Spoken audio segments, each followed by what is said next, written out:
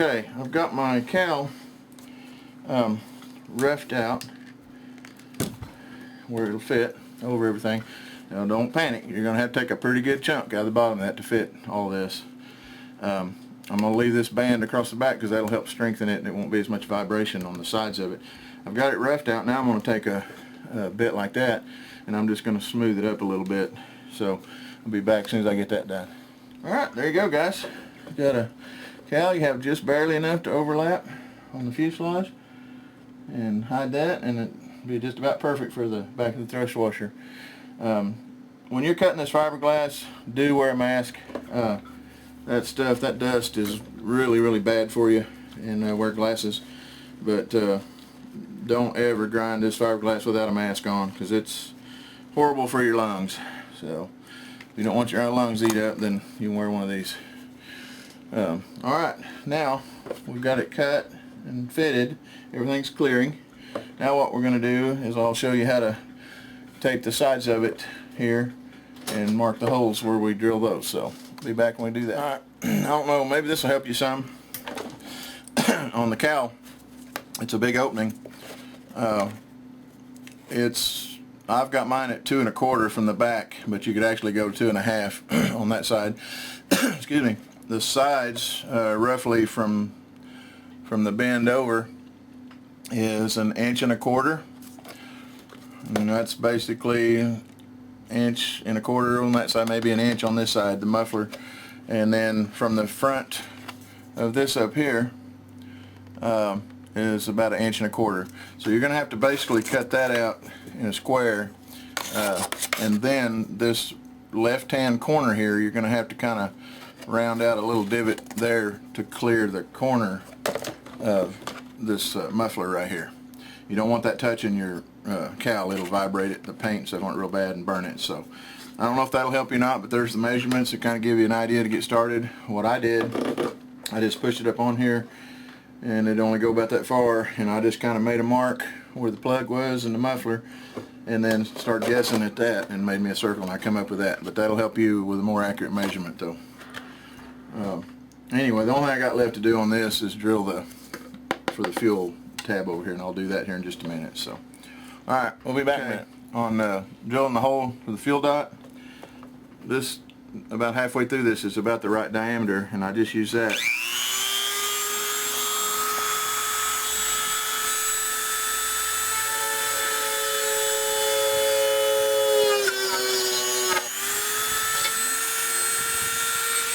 Now, take the paper towel, wipe all over fiberglass on. Alright, let me get the pieces parts. I may have to enlarge it just a tiny bit. We'll see. Now, I'm going to put Loctite on the back of this once I get it fitted. Oh, look at that. Perfect. Perfect. Let me get my Loctite out of here without knocking the camera down. And let's turn that around. Oh, doggone it. This silly thing clogs up worse than super glue. So, poke that out again. Pull the whole lid off of it. Okay. Now we got it.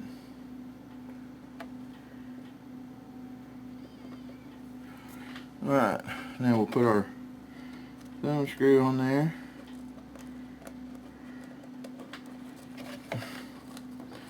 Get it started.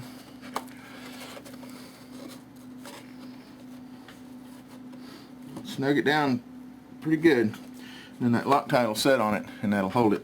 Now our fill line will come out this side here, and we'll put the fuel dot in it.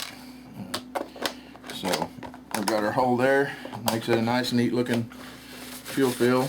Sometimes you can put it in the side of the fuselage. The way this came out, it worked better on the cowl, so that's the only hole I've got in it.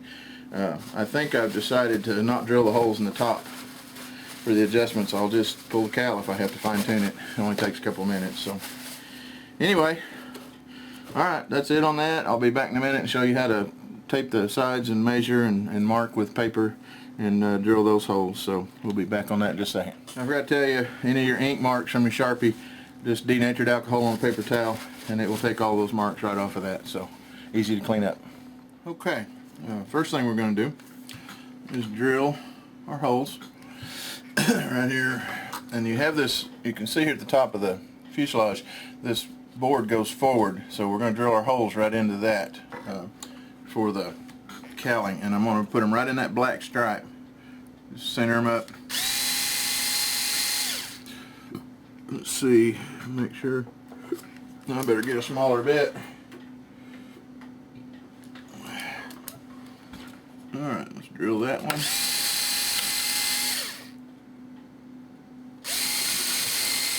That one.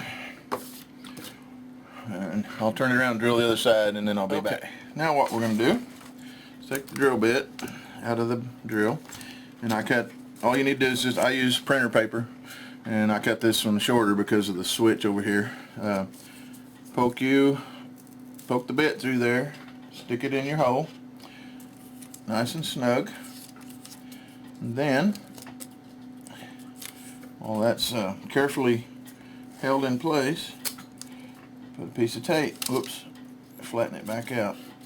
Alright, be sure you get your tape back far enough so your cowl's not going to interfere. But on here the cowl's just barely going to overlap, so we got room, but some planes it slides way back there, so be sure your first piece of tape is far enough back it doesn't hit. And then we'll put one more piece just to kind of stabilize it so it doesn't move on us. Alright, now we can pull that out, poke it in this one, poke your drill bit in the hole. Alright, let's get this around here, flatten it out nice and level. First piece of tape on it. Put your second piece of tape on it. Alright, now we'll do the same thing the other side. Now when we get ready to put that cowl on there, we'll slide it in behind this, and we will, once we get the cowl held in place, I may get my wife to help me hold it, and then you can drill right through those little holes in the cowl. And we're going to drill the same size hole to start with in the side of the cowl, and then I'm going to use a bigger bit to enlarge the hole for the size of these screws. You don't actually want them threading into the fiberglass because it'll split it. So, but you don't want to enlarge this. So we'll take the cowl back off after we drill it and use a bigger size to open up those holes. Alright, let me do this other side right quick. Okay, we've got our holes drilled. We've threaded the screws in, took them back out, put CA in those to harden them up. Now, one thing I do want to show you, I don't like to use just plain old screws. After time it seems like they vibrate and crack the cowl, the fiberglass stuff, so I use neoprene backed washers. Well, I'm out of those right now, so what I've got is just regular washers and these little rubber washers. You can get all this stuff at Lowe's, Home Depot, any place like that. So what I'm going to do, I'm going to make my own. Put just a little drops of glue on there. Center that up. And I did put it on this cardboard so as I get glue runs off of it, it won't glue to my towel. So, probably glue my fingers, but it's pretty easy to do. Just put you a couple little drops of glue on there. I do 4. Set my washer centered. Drop it. I got that one off just a hair. Let me scoot it before it sets up. You've got time to move them just a little bit. Okay, one more. So if you ever can't find or don't have neoprene backed washers, you can make your own. And what I like about these is they don't vibrate loose. It's like a lock washer. When you squeeze that rubber down against the cowl, it protects the fiberglass of the cowl, but it also keeps the screws from backing out. So I always like to do this on my cowls. Now we're going to let them dry since they're stuck to the paper there. I'll probably have to cut them off with a knife. Yeah. And we'll scrape the paper off of them when they're completely dry. That's why I put them on here though, so I wouldn't stick them to the towel on my table. So, alright, let's let these dry and we'll clean the paper off of them and then we'll put the cowl on and see what she looks like. While those are drying, I did forget to tell you what I did on the cowl. I got my wife to help me, and what I did is I put these up here and I held it in place while I had her drill the 2 holes on this right side. and once we got them lined up and got the screws in them, then I was able to stabilize it and drill these myself. So okay, they're dry. I have stuck my hand up inside here on the bottom and fed my fuel line out the other side. So now let's find the holes and get this puppy put together. Alright, I'm just going to start them all, not torque them down just yet.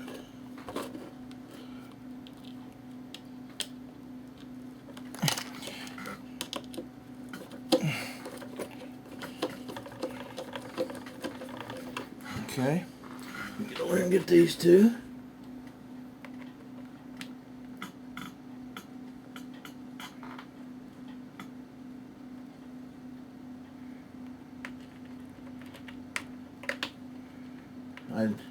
I did take a larger bit and enlarge the holes in my fiberglass so that the screws wouldn't split it.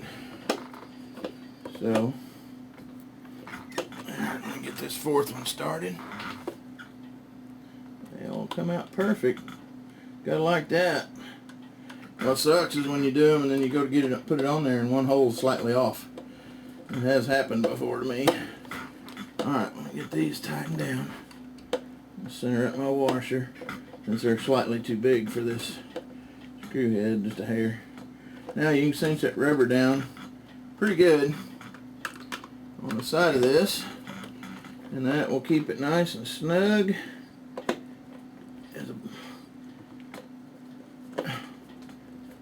And it won't crack. Won't allow your fiberglass to crack. Okay, let's do this side.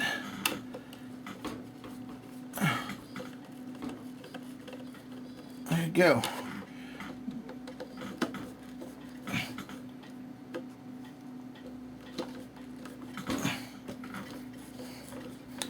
We'll cinch him down pretty good. Alright, there you have a cow. And that. Now, hang on a minute, let me get the okay. I'm going to start out with a 15.7. I have a 16.6, got a 14 something, I got all different sizes, but I'm going to start out with a 15.7 and see how it operates on this engine. And hopefully well. Let's see, there's the back plate, need that. Screw that one down first. Let's see. Ratchet out here.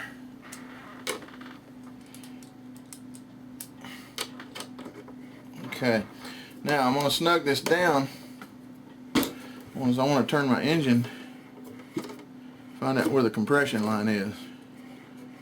Looks like it's perfect. If this engine dies, I have a dead stick, I want the prop facing out to the corner, not straight down. If it's down like that, you're a lot more apt to hit it on a landing and break it. So it looks like it's perfect. So let's crank this on down. Nice and snug. Then we will put that on there. It'll be a smaller size. Kind of a double nutted deal. Well, it don't fit it either. Hang on. There it is. Two sizes smaller.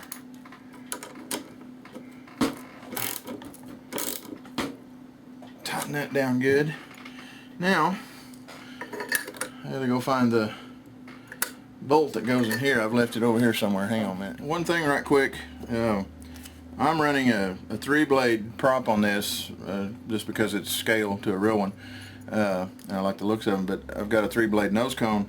I ordered my nose cones from ATS RC airplanes, and they have really good prices on them, and I've got them on almost all my planes and never had a bit of trouble with them. I love them. If you do decide to get a nose cone there to fit this, you're also going to have a prop nut kit. And on this DLE 20, the shaft size is 8 millimeters by 1.0. That's the prop nut kit you're going to have to go on here. So just so you know that. Alright, be back. Okay. I don't know what I've done with it, but I have another one here. These are ProSpan made by MPI, and they come with a bushing and adapter. I can't remember what size it is, and a little wrench and the bolt. But I'm going to steal the bolt out of this, and then I'll replace that other one when I get ready to use it on something. I've got a whole drawer full of these things. Make sure it's going to thread in there. Here we go. Alright, and it should fit in the nose cone, and hopefully we got the right length. I may have to cut it off. Sometimes they're too long, and I think this one is definitely going to be too long. So let's crank it in here and see. Yep, definitely going to be too long. So we need to cut off about 1/4 of an inch of that. So let me do that right quick, and I will be right back. Okay guys, what do you think? Nice aluminum spinner. Cal mounted up very nicely. Stripes line up pretty good. Just a tiny bit off here, and just a tiny bit on the top side on this side, but not bad. But anyway, there you go. The front of the Seagull Models Edge 540. Got the engine all mounted, the cowl mounted perfect. Got our fuel probe right here that pulls out, and you just kind of, what I do is just kind of twist it a little bit as I'm pushing it in, and that coils the hose up in there. That locks in there nice and neat. I get these also at ATS RC Planes, and I will put these websites at the end of this when I get finished and everything, where I've got the stuff I've used on this. So I do have to mount the main switch, master switch here for the electronics. We'll do that. Mounts just like the other side. We'll just have to cut a little hole out, and I'll show you how to cut that hole, how to mark it, and then put stickers on it, put the wings on it, and balance this dude and figure out where to mount our batteries, and we're done. So I'm hoping to do maiden flight on this next weekend. I'm going to try to run the engine some this week after work as I get home. So anyway, we'll come back here in just a little bit, and I'll show you how to cut the hole for that switch, and then we'll get the stickers on it and stick the batteries on the outside. I'll put double-sided sticky tape, and what I do is I pick the plane up and see where it's nose heavy, tail heavy, and then I start laying my batteries on here up on the fuselage somewhere. Like, I'm hoping I can mount the ignition battery up here like they show. Anyway, you can lay it on top in the general area where it's going to go, and then the sticky tape will keep it from falling off, and I'll lay my other one back here until we get it balanced, hopefully, and we can use the battery weight to balance this out, and we won't have to add any more weight to it. So we are just almost done with this thing. So anyway, we'll be back here in just a little bit and do the switch, and then we'll balance it. Okay, I'm going to show you how to mount this switch. Like I showed you on the other one, take screws out, take the little back plate off, and you use that for a template. We'll use 2 of these big T-pins. Now, I'm going to put it right straight across from where the other one was. I'm going to look. It's just underneath the yellow. So we want to make sure we get it high enough that it clears the wing, which apparently it does on the other side. Now we will put the pin in that hole.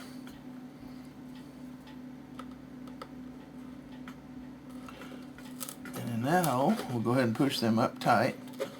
Just don't reach around the other side. Cut your finger. Let me get a new blade for this knife. I always want a really new sharp blade when I cut into this. I don't want to, tear my covering or anything if I don't cut my finger off here. You should always use pliers to put this on, so don't do like I'm doing. Use pliers. Alright, now actually what we'll do, set this little fine Sharpie mark. I think it is, yeah. We will mark it with that. Then we'll pull our pins out. Our holes are already drilled for our screws. Be careful not to break your little back plate. It's just plastic. So, and it will break real easy. So now we'll take just to the outside of that line, and we'll score that.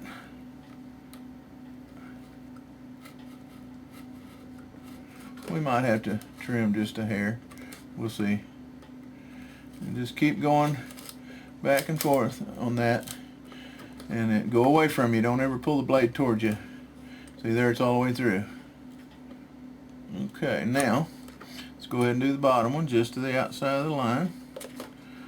Push it straight, keep my fingers out in front of the blade.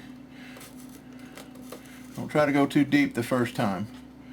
And then go back, put a little bit deeper, and there you go. It slices right through there.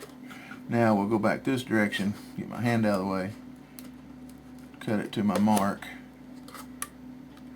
Don't ever get your hand in the way when you got pressure on this thing, because them razor blades will lay you open. And you'll be going to the hospital getting stitches if you got any force on it at all.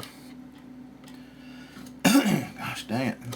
That all the wood I've been cutting and then the fiberglass is about choked me to death. Now I'm going to turn it upside down, and I'm going to push up, get my hand out of the way. Okay, I'm going to start just outside of the line. A little pressure, a little bit more pressure, and we're through. There we go. Now let's go up. There you go. Got a nice, neat little hole. No ragged edges or anything. Now let's see if our switch fits. We may have to shave it just a hair. Maybe not if we're lucky, huh? And we're not lucky. We gotta shave it. So I'm gonna shave on the bottom here. It looks like I got a little more.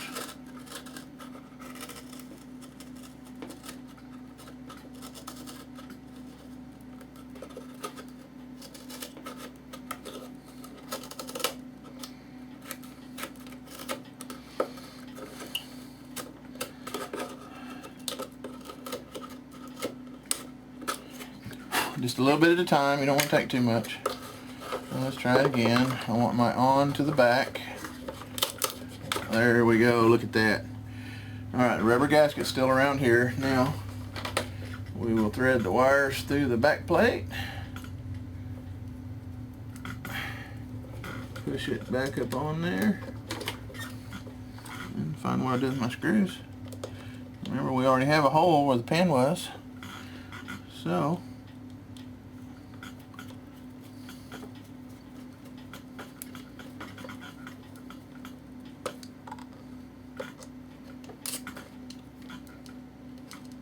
come on. This one's being a little stubborn. Okay.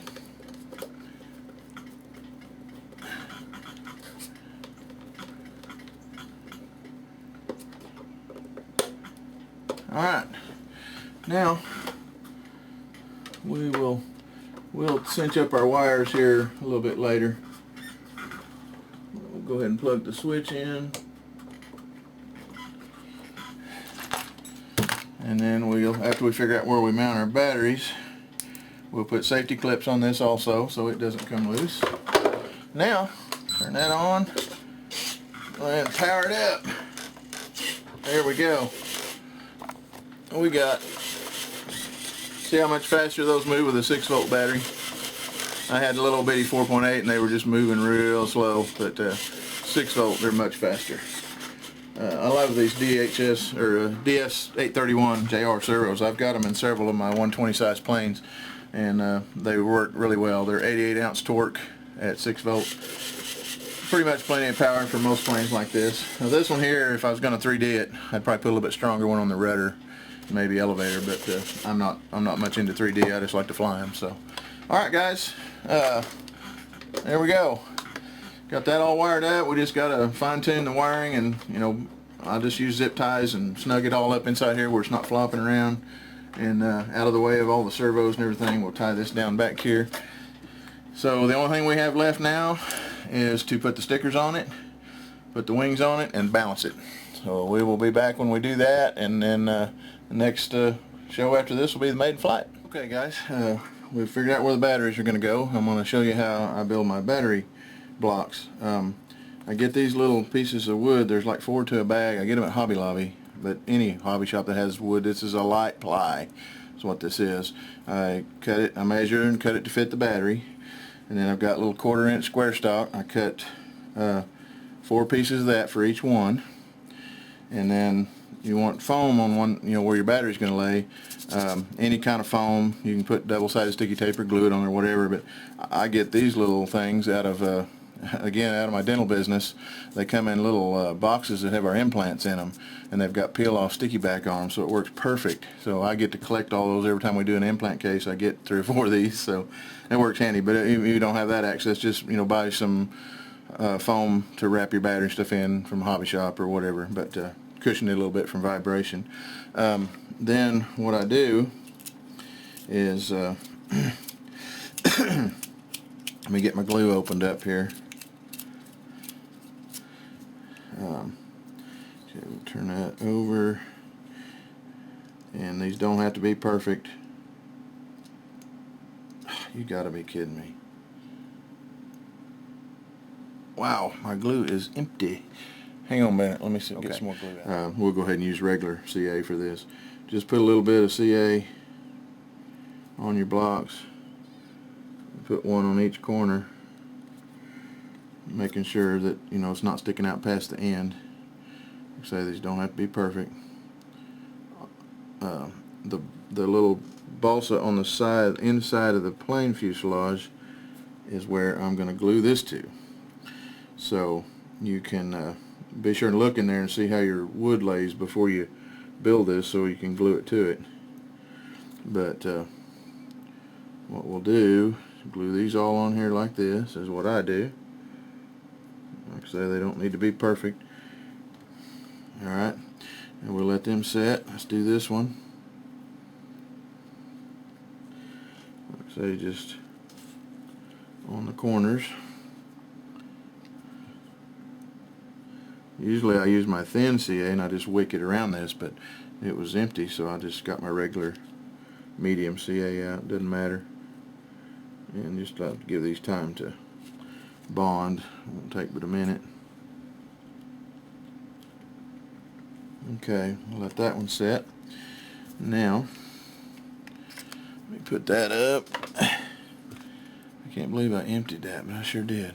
Anyway, okay, now let's take our deals here, and like I say, you make your own foam pad, whatever. I just use these because they're free, and it works great.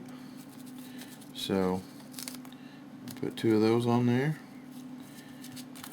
Alright, now see, my battery will lay right on that cushion. Now what I do is I take hook and loop Velcro. These are, you can buy a roll of these for like $5. It's in the electrical department in Walmart, hardware stores. It's to wrap electrical cords. That's what it's for. Or you can get just a regular roll of a hook and loop, whatever you prefer. But as long as it'll wrap all the way around and stick to each other is what you want. So I just use these, and you can glue them on the back so that they don't come out or come off. You want to be kind of careful doing that though, so you don't stick your finger to it. So what we'll do is we'll put this little blob of glue right there. We'll center that in the middle. And what I usually do is put a little clamp on it for just a little bit. Okay, we'll let that one set. We'll do this one.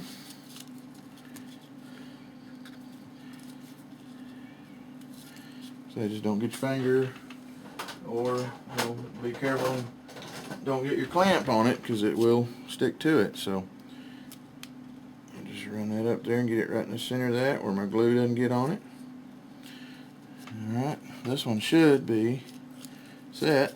Now, what I do, I put a little glue on that, and I run this one around this way. And there again, we will put a clamp on it.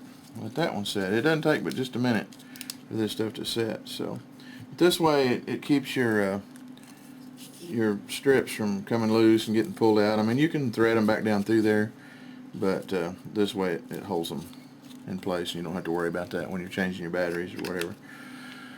I usually change my batteries about every 2 years whether they need it or not. $1,000 airplane is not worth losing over a $20 battery, $25 battery. So I change mine out usually every 2 to 2.5 years, about every 2 years. So, all right, now what we'll do is glue these blocks inside the plane on the side of the fuselage. Let me see if I can get that pointed over here for you. Maybe you can kind of see what I'm going to do here. Let me get my glue back out. That was silly. I put it up. Okay, I'm going to put a little glue on my blocks. Now you want to let this set for a few minutes before you strap the weight of the battery in it. I got to pull that one out. I just had it stuck in there temporary. But now I'm going to get it all the way back against there. Slide it down against the bottom as far as it'll go. Put some pressure on it. Now, let me get the other one, and I'll show you what I'm going to do here.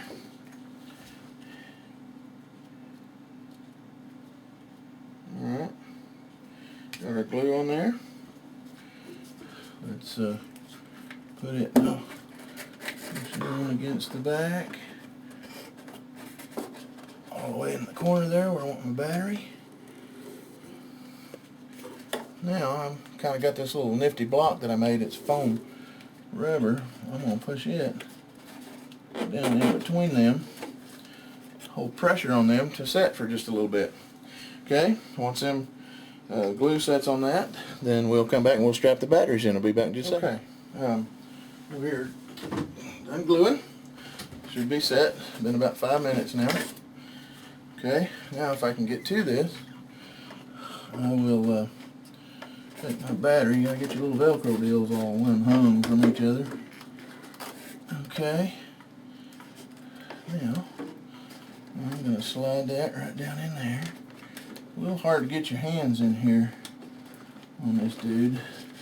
I'm gonna pull the bottom one up.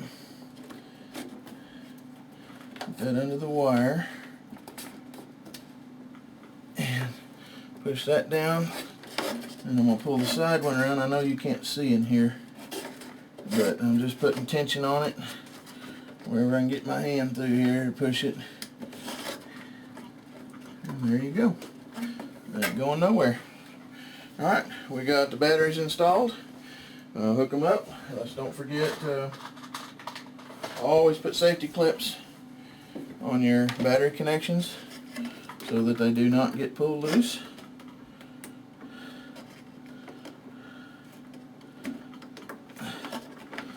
Okay, got that one strapped down. The other one, okay. That's how you do the batteries, or that's how I do them anyway. So, hope that helped you guys. We are done. We've got everything tidied up in here. I think I'll put a zip tie around those. I got all these zip tied together and locked down back here out of the way. Batteries mounted to balance. Mounted one on each side right here. Perfect. Balance is perfect. They go. The balance CG on this is 100 millimeters back from the leading edge here. I've got it marked on the bottom, but everything's all nice and tidy. Tightened down, nothing to flop around, and we are ready to rock and roll. Cannot wait to get this thing to the flying field. Choke, throttle is all done. So all we got to do is run the engine in. I put these two bolts in the side of the canopy. But anyway, she is all done. Hope that everybody that was following this learned something, and hopefully it helped you guys out that are building this plane. I know there's 2 or 3 of you. Virgil, my friend that gave me this airplane, buddy, I cannot thank you enough. This is one beautiful aircraft. Someday I'm going to make it up to you, my friend. And Ray, I hope yours turns out as well, and I can't wait to do the maiden flight on this one. Hopefully this coming weekend, but who knows, right now they're showing 50% chance of rain again, so we'll just have to see. I'll be patient, wait till a pretty day with not much wind. we'll get her in the air as soon as we can and get a video up on that. So anyway, thank you all for watching and following along on the builds, and happy flying to you.